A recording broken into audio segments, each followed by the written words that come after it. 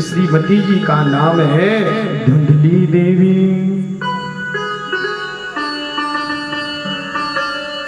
महाराज, यदि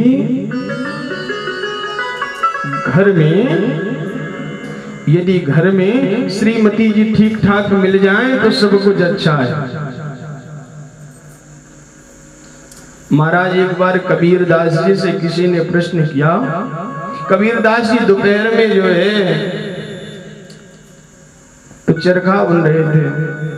इतने में ही कबीर दास जी से किसी ने प्रश्न किया, अरे कबीर क्या कर रहे हो? बोले देखते नहीं, दोपहर के 2 बज रहे हैं और चरखा चला रहा हूं। अच्छा, आपकी श्रीमती जी कैसी है? बोले अभी बताए देते हैं। बड़ी जोर से आवाज कबीरदास जी ने लगाई, अरे ओ सुनती हो? कबीरदास जी की श्रीमती आई, बोली क्या है बताइए। बोले हमें चरखे में धागा डालना है, आप दिया लेकर के आओ। बजे कितने हैं? दोपहर के 2। श्रीमती जी गई और जाकर के दीपक लेकर के आई। बोले हाँ हाँ अब जाओ। बोले अब जाओ। श्रीमती जी चली गई। कबीरदास जी ने कहा अब तो पता चल गया कि हमारी श्रीमती जी कैसी है। बोले अभी भी नहीं पता चला। बोले ये बताओ अभी हमने क्या कहा? बोला अभी हमने श्रीमती जी को बुलाया और बुला करके 2 बजे की दोपहरी में कहा कि हमें सुई में धागा डालना है, चरखे में धागा डालना है, आप दीपक जला करके लाओ। अरे यहाँ 2 बजे दोपहर में चरखे में धागा डालना है, कोई अंधकार तो है नहीं। अरे किसी और की श्रीमती जी होती तो कहती आंख तेरी फूट गई है क्या, जो 2 बजे की दोपहरी में, इस 2 बजे की दोपहरी में तुम दीपक मांग रहे हो। तो कहने का भाव ये है कि घर में यदि श्रीमती बढ़िया है, गृहिणी अच्छी है, तो गृह अपने आप बन जाता है। एक बार जोर से बोलो राधे राधे। महाराज, बाकी तो आत्मदेव जी के यहाँ बड़ा आनंद है। आनंद का कोई पारावार ही नहीं है, धन दौलत की कोई कमी नहीं, सुख समृद्धि की कोई कमी नहीं। क्यों? क्योंकि ब्राह्मण का काम ही है क्या? संतोषम परमं सुखम। क्या? संतोषम परमं सुखम। ब्राह्मण को संतोषी होना चाहिए, राजा को असंतोषी होना चाहिए कि अभी नहीं, प्रजा को और बढ़ाना चाहिए। और ब्राह्मण को बहुत संतोषी होना चाहिए, जो मिल जाए वाह वाह बहुत बढ़िया है। और आज आत्मदेव जी भी उसी संतोष को लिए हुए सुंदर आनंद कर रहे हैं। लेकिन सब कुछ आनंद है, लेकिन एक ही कमी है। क्या महाराज? कोई पुत्र, कोई संतान नहीं। सब कुछ है, जो वृक्ष लगाते हैं उन वृक्षों में फल नहीं होता है। एक गाय भी लाए तो वो गर्भ धारण ही नहीं करती, बस इतना ही कष्ट है। एक दिन आत्मदेव बड़े दुखी होकर के नित्य क्रिया करके और जो है बड़ी दुखी होकर के और वन की ओर चल दिए। वन जाकर के खूब रुदन करने लगे। इतने में एक सन्यासी की दृष्टि पड़ी। अरे ये कौन रो रहा है इस घनघोर जंगल में? तो पता चला ये कौन है। बोले आत्मदेव रो रहे हैं। संत ने सोचा इतने विशाल जंगल में हो सकता है प्रभु का दर्शन ना हो रहा हो, इस कारण से यह ब्राह्मण रो रहा है आत्मदेव नामक। अब वो ठहरे सन्यासी महाराज थोड़ा नजदीक गए और जाकर के क्या कहते हैं, अरे आत्मदेव जी आप क्यों रो रहे हैं? क्या भगवान का दर्शन नहीं हुआ क्या? क्या कोई संध्या वंदन में कोई कमी रह गई? बोले हे संत महाराज, हमारी पूजन में कोई कमी नहीं रह गई, तो फिर क्या है? बोले कमी एक ही है, हमारी कोई संतान नहीं है।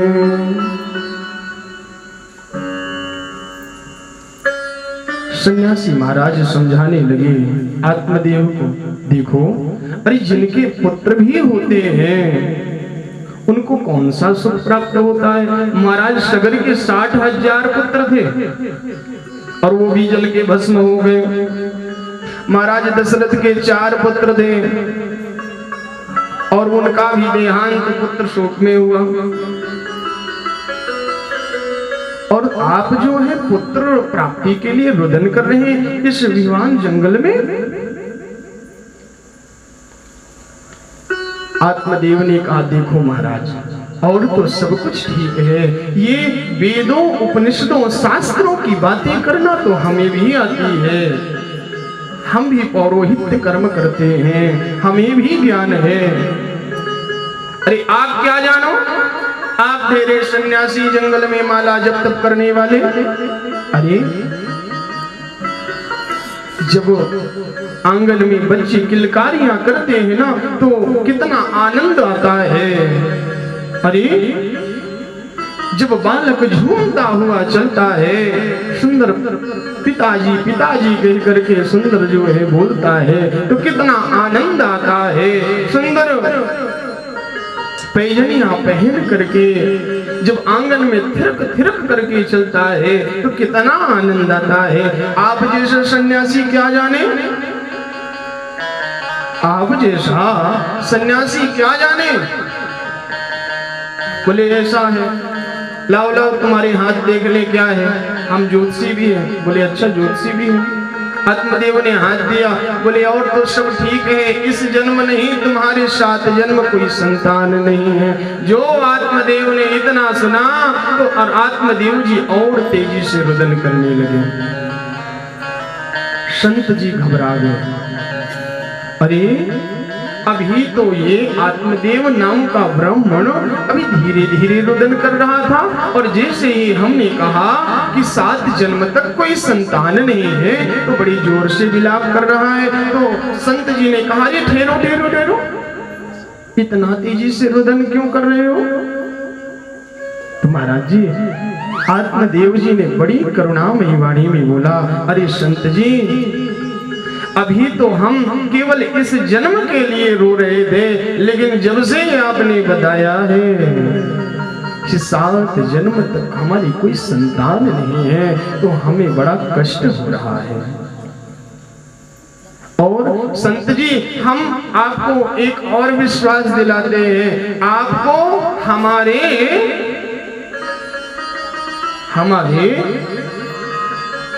प्राण त्यागने का भी पाप लगेगा।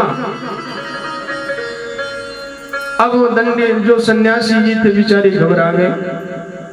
बोले हे भगवान, हम तो कुछ और समझ करके आए थे और ये ब्राह्मण क्या कह रहा है? एक पुत्र सौंप लिए हुए बैठा है कि पुत्र नहीं है। महाराज, संत जी को दया आ गई। संत जी ने एक फल दिया और कहा कि आप इसे जाकर के अपनी श्रीमती जी को खिला देना, अपनी पत्नी को खिला देना। और जैसे ही इतना सुना तो आत्मदेव जी जैसे 16 वर्ष का बालक हो ऐसे जोर से उछल पड़े और कहने लगे, वाह धन्य हो महात्मन, हम यही तो चाहते थे, हम तो केवल यही चाहते थे, धन्य हैं आप। हम तो केवल इतना ही चाहते थे। और झट से गए। अरे धुंधली देवी सुनती हो? हाँ क्या है, बताइए स्वामी। अरे आज हमें संत का दर्शन हुआ और जानती हो, जब संत का सत्संग मिल जाता है तो बाबा तुलसीदास जी भी कहते हैं क्या, संतन की संग लागी रे। क्या संत गाते हैं, संतन के संग लागी रे, तेरी अच्छी बनेगी। संतन के संग लागी रे, तेरी अच्छी बनेगी। संतन के संग लागी रे, तेरी अच्छी बनेगी। अच्छी बनेगी तेरी बिगड़ी बनेगी। अच्छी बनेगी तेरी बिगड़ी बनेगी। अच्छी बनेगी तेरी किस्मत लगेगी। अच्छी बनेगी तेरी किस्मत लगेगी।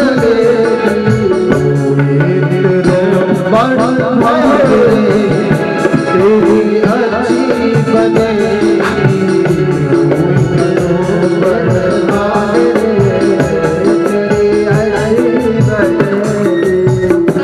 अच्छा ये बताओ, कितने लोग संतों का संग करना चाहते हो? क्यों? क्योंकि बिन सत्संग विवेक न होई, राम कृपा बिन सुलभ न सोई। बिना संतों के संग के कभी आनंद का पारावार हो नहीं सकता।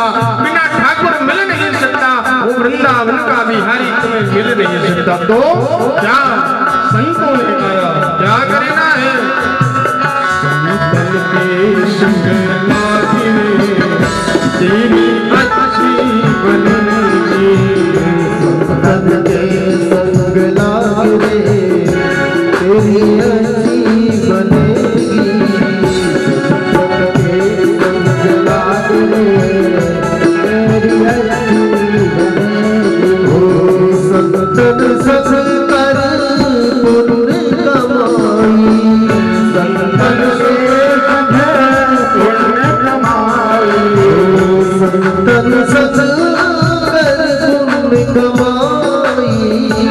संतन से पुण्य कमाई। चरण अनुराग रे, तेरी अच्छी बनेगी। चरण अनुराग रे, तेरी अच्छी बनेगी।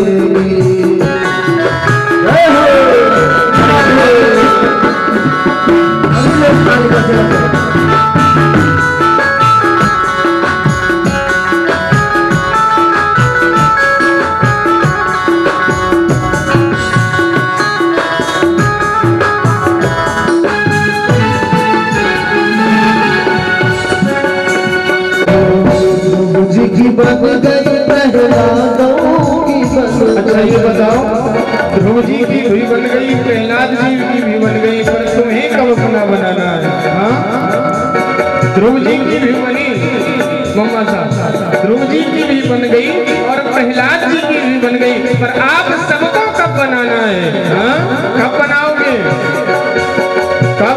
जब संतों का संग होगा, उस संतों के संग का आनंद होगा। अरे आप लोग तो खूब जो है माघ महीने में एक महीने का कल संग लाग रे, तेरी अच्छी बनेगी।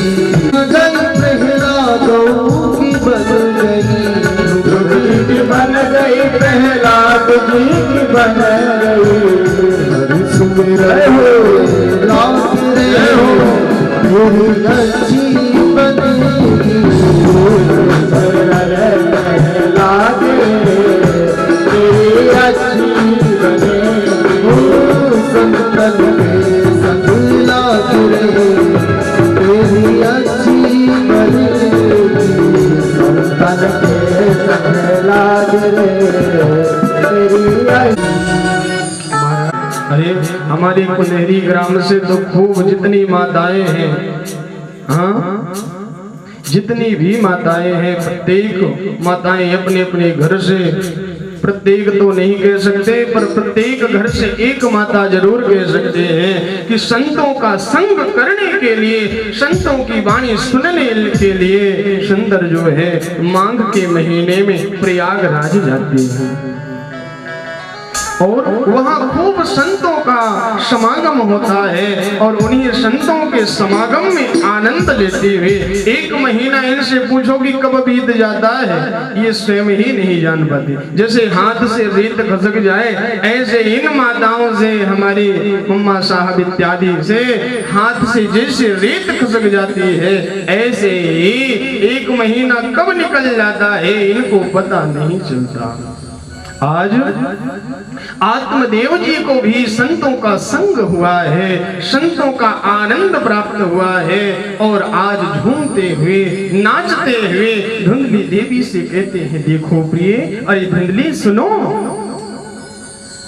देखो आज संत भगवान ने हमें ये फल दिया है और इस फल से हमें निश्चित ही पुत्र की प्राप्ति हो जाएगी। संत भगवान ने बड़ी दृढ़ता से कहा है, बड़ा विश्वास से कहा है, बड़े विश्वास से कहा है कि हे आत्मदेव, यदि तुम्हारी पत्नी इस फल को खा ले, इसको ग्रहण कर ले तो उसको निश्चित ही पुत्र की प्राप्ति होगी। बोले ठीक है स्वामी। धुंधली ने कहा ठीक है स्वामी, हम इसको प्राप्त प्रसाद रूप में खा लेंगे, प्रसाद पा लेंगे। प्रसाद किसको कहते हैं? बोले जो मन की प्रसन्नता के लिए पाया जाए उसे प्रसाद कहते हैं।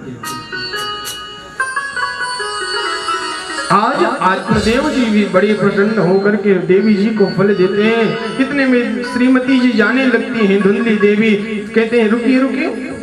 हाँ स्वामी बोलिए। अरे धुंधली देवी जानती हैं इसको फल तो आप खा लेंगी, ग्रहण कर लेंगी, लेकिन इसके खाने की कुछ विशेषताएं भी हैं। क्या है? कुछ नियम भी है। हाँ हाँ क्या है बताइए तो सही। बोले इसमें झूठ नहीं बोलना है, किसी से लड़ाई नहीं करना है, किसी की बातों को इधर से उधर नहीं करना है। हाँ हाँ ठीक है स्वामी, तो ठीक है इसे अभी पालो। धुंधली देवी ने कहा न जाने किस संत ने दिया है, हमारे पतिदेव ठहरे भोले भाले से, पता नहीं इसमें क्या जादू टोना करके दे दिया है और ये लेकर के आए हैं, हम कहीं खा लें और मर जाएं तो। बोले बात तो सही है, तो फिर क्या करें? बोले कुछ युक्ति की जाए। तो आत्मदेव ठहरे भोले वाले ब्राह्मण उनसे कहा देखो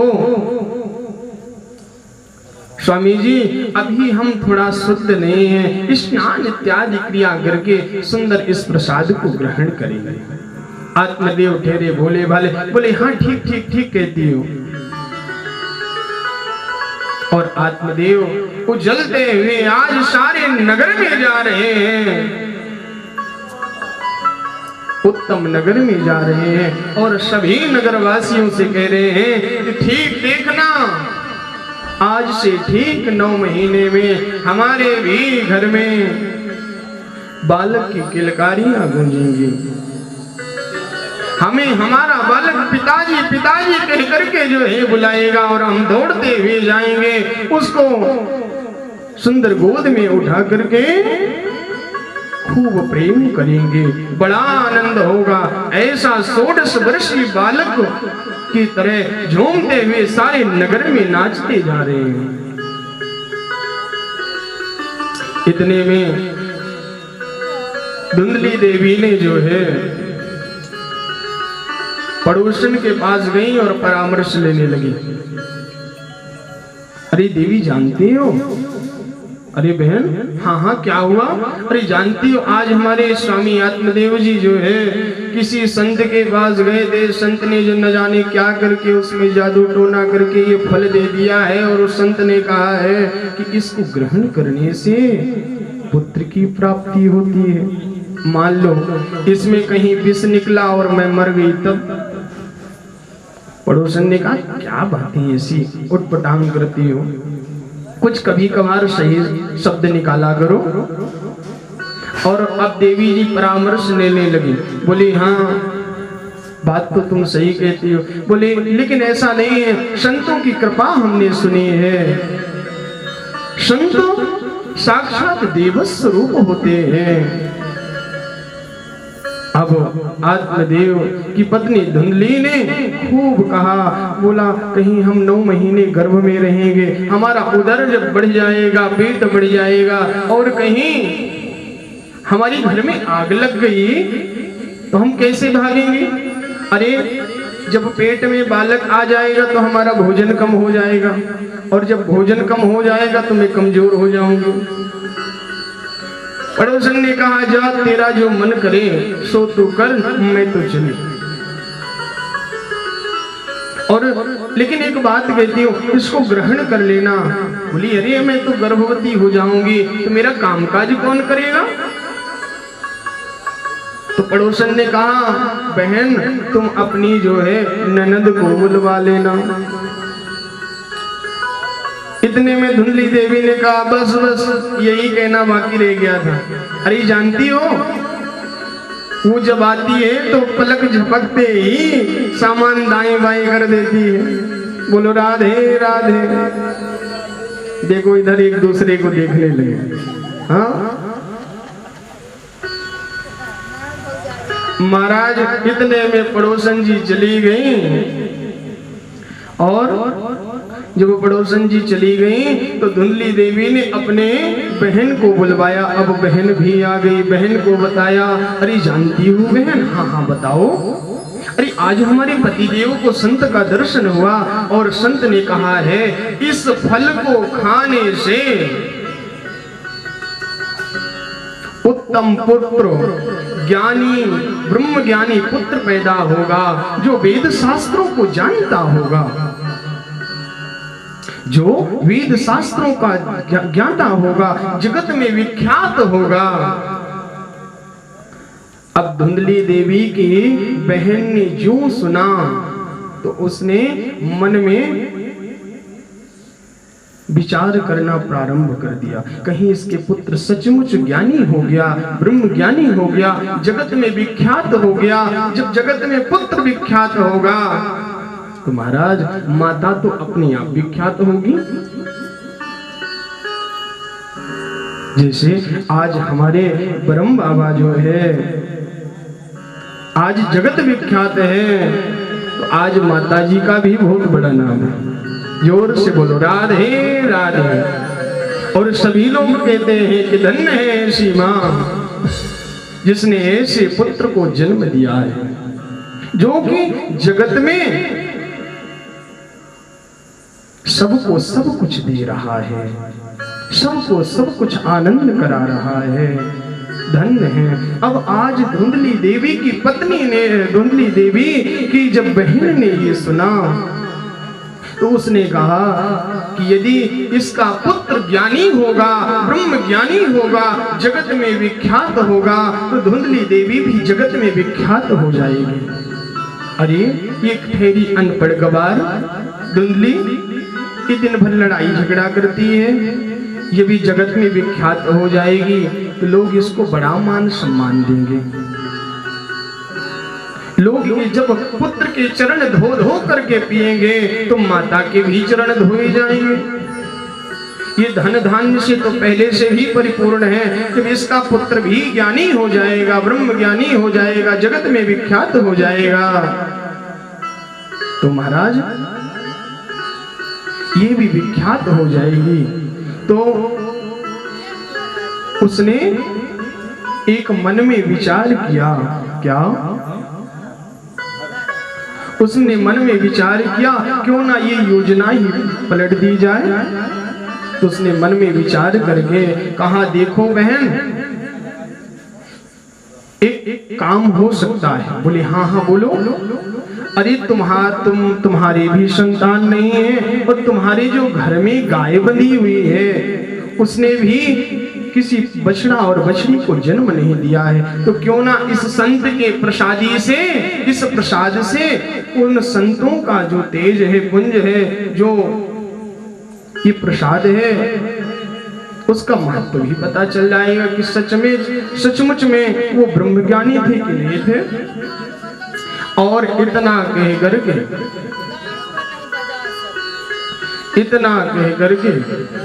बोले, धुंधली देवी ने कहा हाँ ठीक है। और धुंधली देवी ले जाकर के वो फल गाय को खिला देती हैं। एक बार जोर से बोलो राधे राधे। और अपने बहन धुंधली से कहे कि बोले देखियो धुंधली, मैं गर्भावस्था में हूँ, गर्भवती हूँ, जब मेरे पुत्र और पुत्री होगी तो मैं तुम्हें दे दूंगी और निश्चित जानना मेरे बालक ही होगा। बोले यदि तेरे स्वामी तेरे पति ने कुछ कहा तो बोले उसे कुछ धन दौलत देकर के मुख शांत करा देना। बोले हाँ ठीक है। अब धुंधली की बहन ने सोचा कि मेरे तो 7-7 8-8 पुत्र हैं लेकिन धन दौलत नहीं है, कुछ खाने को नहीं है, और इधर धुंधली को देखो महाराज खाने को तो बहुत है पर खाने वाला कोई नहीं है, दांत तो बहुत है पर चना नहीं है, और मेरे देखो चने तो बहुत हैं पर खाने वाला ही कोई नहीं, और यदि मैं अपना पुत्र धुंधली को दे दूंगी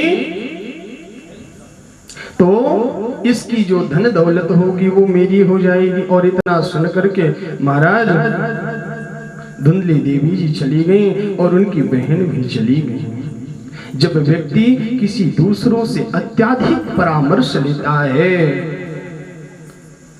तो उसके पतन का कारण बनता है। इसलिए अत्यधिक किसी से बेवजह सलाह भी नहीं लेनी चाहिए। आज धुंधली ने भी वह जो संत का दिया हुआ प्रसाद था एक गाय को खिला दिया, और ठीक जब धुंधली देवी के 9 महीने बाद एक पुत्र हुआ तो धुंधली देवी की बहन ने ला करके अपनी बहन धुंधली को पुत्र दिया, और धुंधली देवी ने बड़ी जोर से अपने पति आत्मदेव को बुलाया। अरे सुनते हो, देखो मेरे पुत्र हुआ है, आप पिता बन गए। अब जो ही आत्मदेव जी ने सुना तो उछलते हुए धन्य हो और सुंदर बधाइयां गाते हुए सारे नगर में बता रहे हैं अरे देखो देखो। इतने में संत पधार गए।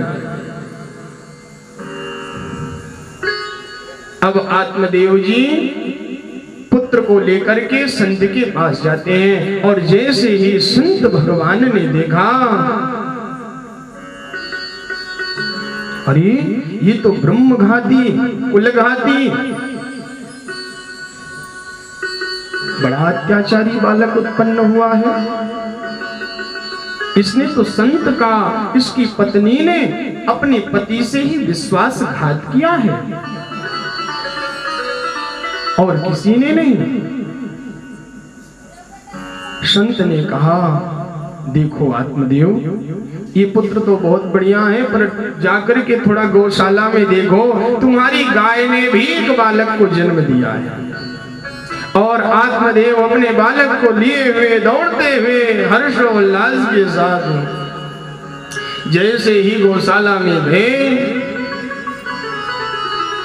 तो आत्मदेव क्या देखते हैं कि आज तक गौशाला से गाय कभी बाहर भी नहीं गई। आज जो कई वर्षों से हमारी गौशाला में गाय बंधी हुई है, जिसने कभी पुत्र को जन्म नहीं दिया, बछड़ा बछड़ी नहीं दिए, आज उस गाय ने बड़ा सुंदर बड़ा दिव्य बालक का स्वरूप दिया है। केवल देखा तो कर्ण बड़े बड़े थे। झट से आत्मदेव ने बालक को उठाया और संतों के चरणों में पहुंच गए। संत भगवान ने जब देखा बालक को तो उसी क्षण उस बालक को आशीर्वाद देते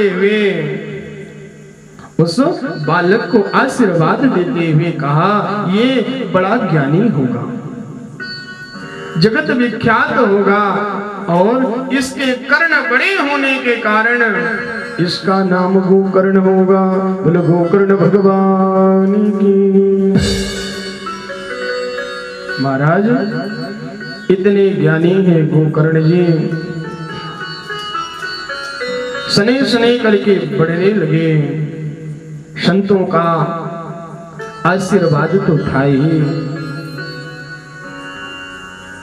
एक दिन आत्मदेव जी सोच रहे थे कि क्यों ना अपने भी पुत्र का नामकरण संस्कार करा दिया जाए। इतने में महाराज सोच ही रहे थे कि धुंधली देवी आ गई। अरे डेरो डेरो महाराज। आत्मदेव ने कहा हाँ बोलो धुंधली क्या हुआ। अरे 9 महीने तक हमने अपने गर्भ में रखा, पीड़ा हमने सही, और नामकरण आप करोगे।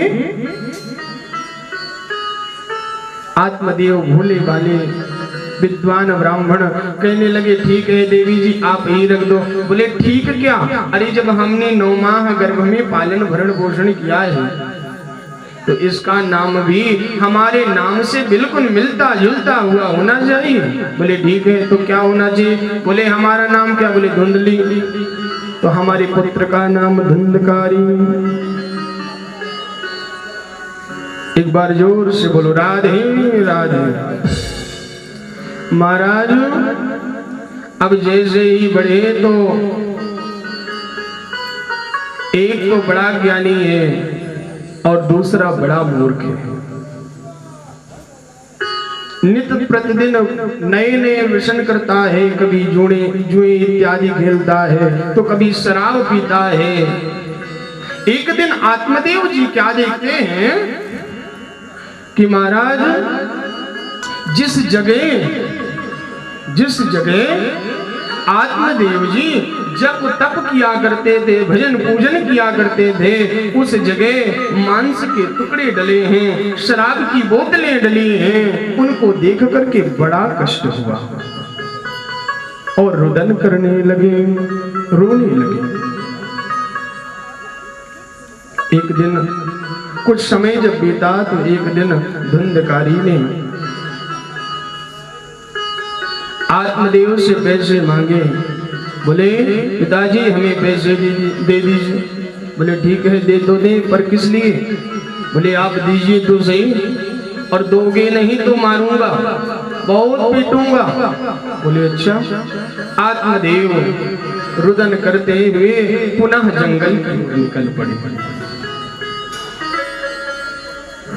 इतने में गोकर्ण जी महाराज मिल गए। ये गोकर्ण जी महाराज जो हैं और कोई नहीं है तो फिर कौन है। जो वन में सन्यासी मिले थे, संत मिले थे, आज वही आत्मदेव जी हैं। आत्मदेव के पुत्र गोकर्ण जी महाराज हैं। और गोकर्ण जी महाराज समझाने लगे देखिए पिताजी,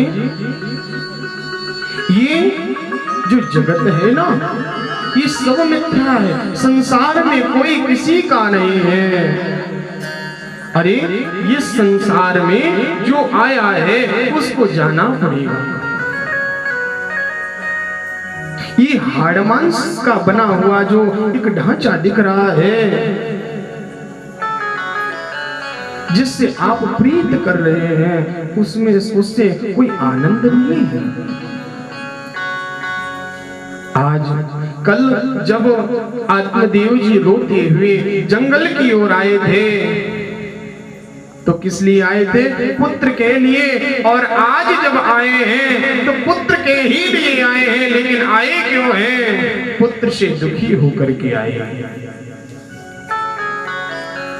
जिस पुत्र के लिए कल रुदन कर रहे थे कि हमारी यदि पुत्र होगा तो खूब आनंद होगा, लेकिन आज जब पुत्र हुआ है तो बहुत दुख दे रहा है। गोकर्ण महाराज ने 2 श्लोकों में संपूर्ण भागवत का रस समाहित करके अपने पिता आत्मदेव को खूब समझाया और बोले कि अब जाकर के सुंदर संतों का संग करिए और संग करते हुए आप सुंदर परम पद को प्राप्त करिए। आत्मदेव तब भी रो रहे हैं। एक बार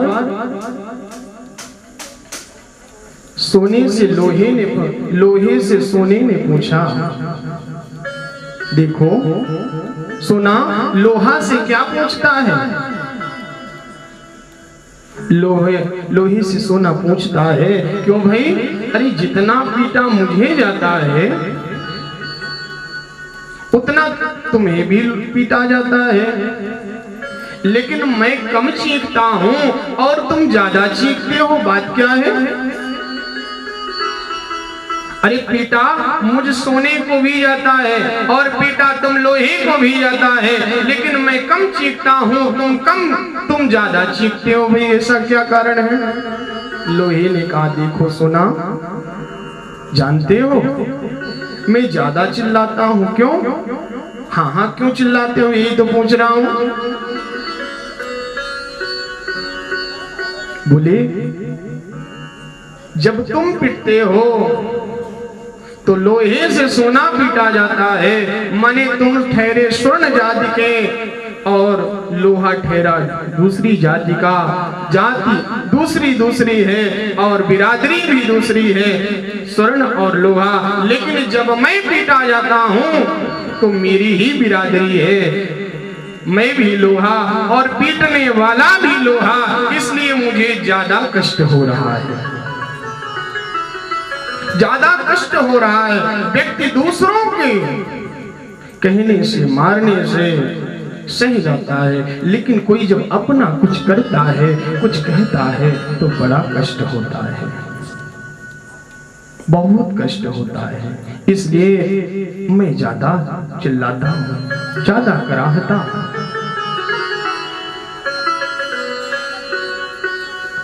आज आत्मदेव जी रुदन कर रहे हैं कि हे गोकर्ण, आज मेरे ही पुत्र ने मुझे बड़ा दुखित कर दिया है। हे गोकर्ण ने बड़ा सुंदर समझाया है, देखिए पिताजी, इस संसार में जो भी आया है उसको जाना ही पड़ेगा। आज तक जो भी आया है उसको जाना ही पड़ा है। इस संसार में राम आए, कृष्ण आए, कोई यहाँ ठहरा नहीं, सब कोई गए हैं। तो हे पिताजी, आप भी उस पर ब्रह्म परमात्मा सच्चिदानंद स्वरूप अकारण करुणा करुणालय भगवान का ध्यान करते हुए संतों के संग में जाइए, उसी में आनंद है। और आज आत्मदेव जी भी सुंदर संतों का संग करते हैं, भागवत जी के 12 अध्याय का खूब जो है गायन करते हैं और अंत में मोक्ष को प्राप्त होते हैं। एक बार बोलना पड़ेगा, राधे राधे।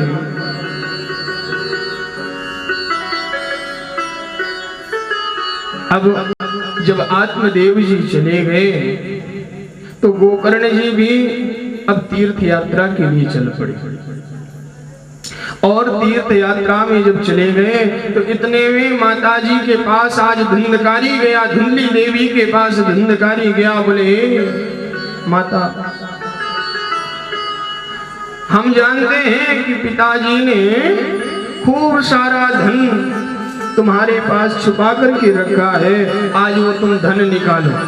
धुंधली ने कहा, देखो जो भी धन था तुम पहले ही लेकर के चले गए हो, जो बर्तन इत्यादि थे उनको भी तुम जुए में हार गए हो, और अब मेरे पास कुछ भी नहीं बचा है।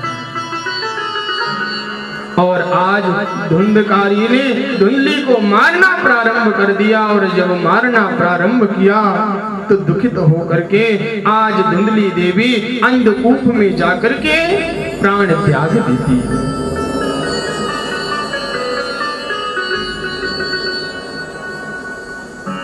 कुछ समय और व्यतीत हुआ तो अब 5 गणिकाओं का संग कर लिया, 5 वेश्याओं का संग कर लिया धुंधकारी ने। और पहले तो बाहर रखता, अब तो जब से माता जी चली गई तो अब घर में ही रुकता। एक दिन सभी गणिकाओं ने मन में विचार किया कि यदि ये धुंधकारी कहीं पकड़ा गया तो हमें भी कारावास हो जाएगी। यदि इसने कभी बता दिया तो हमें भी कारावास हो जाएगी। आज तो आज जैसे ही धुंधकारी आएगा तो इसको भी नमो नारायण कर देंगे। इतना अब जैसे ही धुंधकारी चोरी लूटपाट करके आया तो महाराज पांचों गणिकाएं मिली और बांध करके मारने लगे। फिर भी धुंधकारी के प्राण नहीं निकले। जब धुंधकारी के प्राण नहीं निकले तो बांध करके मुंह में आग के अंगारे डाले। फिर भी धुंधकारी के प्राण नहीं निकले। क्यों? क्योंकि धुंधकारी पापी नहीं महापापी है, महापापी है।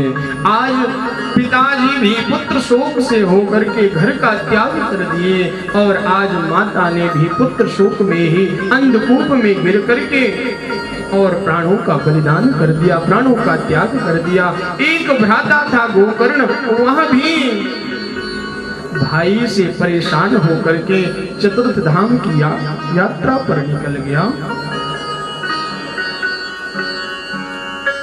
किंतु परंतु करके धुंधकारी के प्राण निकल गए, नमो नारायण हो गया।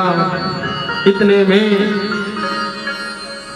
जब महाराज गोकर्ण जी महाराज को पता चला कि हमारे भाई धुंधकारी का देहांत हो गया है तो सुंदर जो है तीर्थराज गया में ही जाकर के सुंदर जो है पिंडदान इत्यादि किया बारंबार। और जब उत्तम नगर में आया तो अपने घर में सुंदर जो है अपने गृह में सुंदर विश्राम करने लगे। और जब विश्राम करने लगे तो इतने में जब अर्धरात्रि हुई तो कभी धुंधकारी खग बनता तो कभी मृग बनता तो कभी भैंसा बनता, किंतु परंतु करके बारंबार डराता। इतने में गोकर्ण जी महाराज ने कहा, क्यों भाई कौन हो? धुंधकारी तो सामने आया पर कुछ बोलना चाह रहा है पर बोल नहीं पा रहा। इतने में जल गोकर्ण जी महाराज ने लिया, अभिमंत्रित करके जो ही धुंधकारी उस महाप्रेत के ऊपर डाला, धुंधकारी के ऊपर डाला तो वह प्रेत बोलने योग्य हो गया।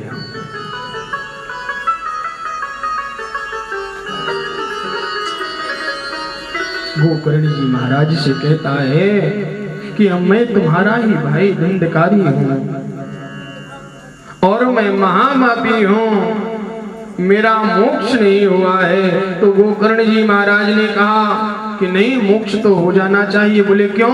बोले हम गया जी में जाकर के और खूब पिंडदान इत्यादि किए हैं। इतने में महाराज धुंधकारी ने कहा, एक बार नहीं भैया, आप 100 बार जाकर के भी यदि गया में पिंडदान करेंगे तब भी मेरा मोक्ष नहीं होगा। मैं कोई पापी थोड़ी हूं, मैं तो पापियों में सर्वश्रेष्ठ महापापी हूं।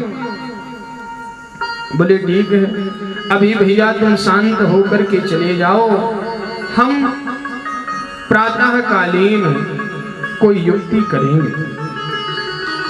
अब गोकर्ण जी महाराज जब प्रातः कालीन ब्रह्म स्वरूप सूर्य नारायण को जल देते हैं तो प्रश्न करते हैं कि हे भगवान सूर्य नारायण, हे भास्कर, हे जगत को प्रकाशित करने वाले भास्कर,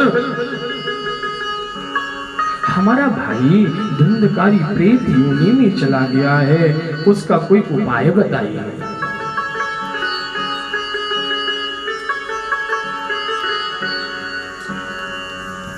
इतने में आकाशवाणी हुई कि हे गोकर्ण, आप जाकर के श्रीमद् भागवत कथा का रस पान कराइए।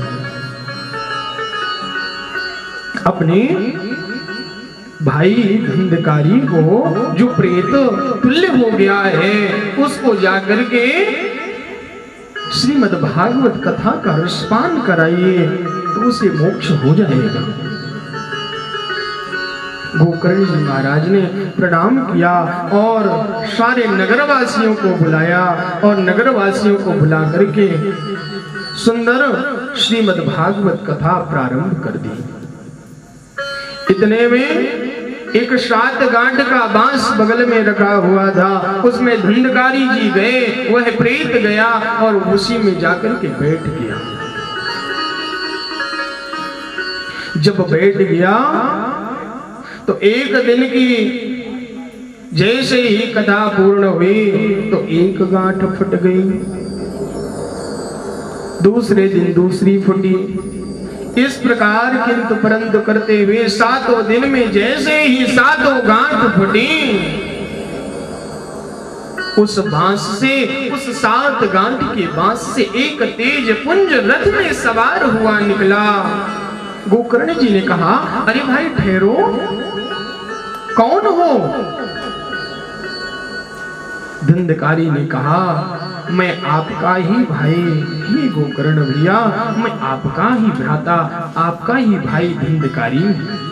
आपके श्रीमद् भागवत कथा की रसपान करने मात्र से मेरा जो पापत्व था वह दूर हो गया है। और धुंधकारी गोकर्ण जी महाराज को प्रणाम करके पार्षदों के साथ सुंदर जो है भगवान के धाम को चला गया। एक बार बोलना पड़ेगा, राधे राधे। इतने में जितने श्रोता थे नगरवासी सब खड़े हो गए। क्यों महाराज? गोकर्ण जी ने कहा, क्या हुआ बताओ तो। अरे महाराज, कथा तो हम सबने सुनी, लेकिन विमान केवल एक के लिए आया, क्यों?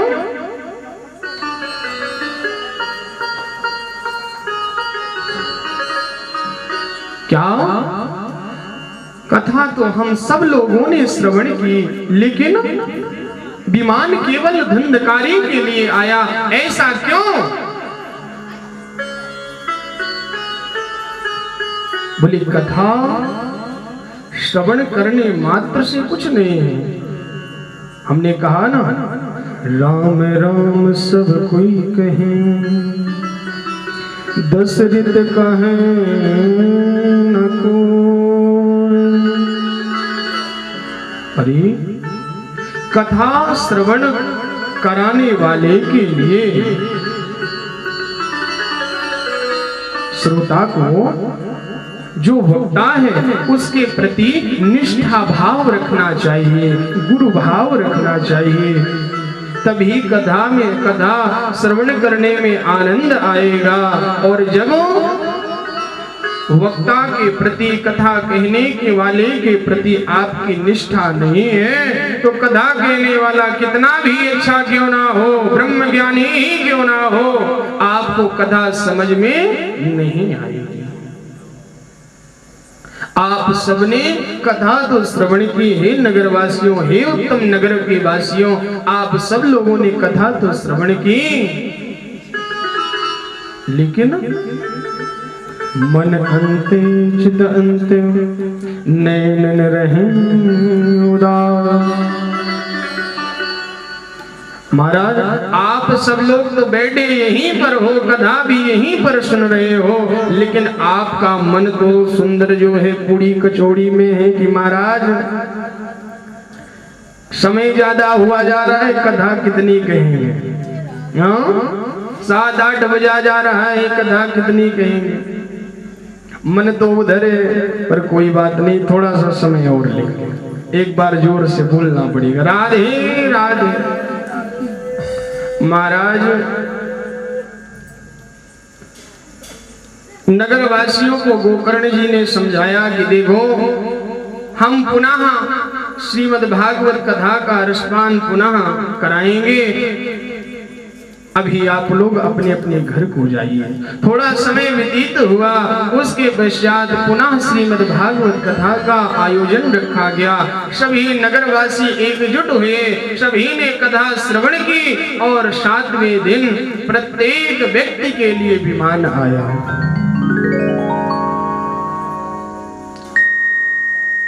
और महाराज आनंद कंद बिहारी अकारण करुणा वरुणालय वाले भगवान साकेत निवासी प्रकट हो गए चतुर्भुज रूप लेकर के। धन्य है गोकर्ण जी महाराज जो कि अपने भ्राता अपने भाई धुंधकारी का उद्धार तो किया ही, लेकिन संग में आज उत्तम नगर के वासियों का भी उद्धार कर दिया। धन्य है।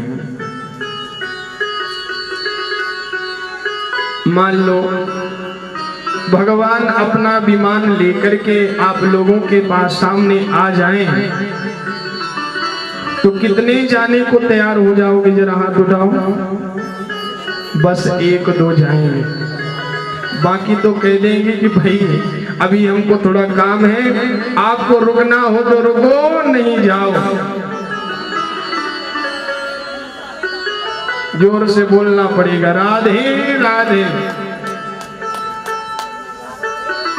भगवान ने भी सुंदर दर्शन दिया और दर्शन दे करके सुंदर जो है अंतर ध्यान हो गए और सभी क्या आनंद करते हुए, आनंद विहार करते हुए भगवान के पार्षदों के साथ सुंदर भगवान के धाम को चले गए।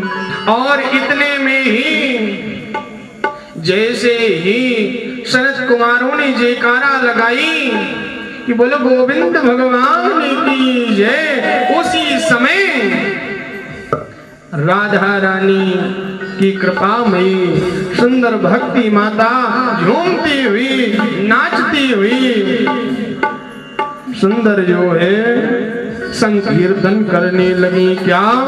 हमारो धन राधा श्री राधा श्री राधा।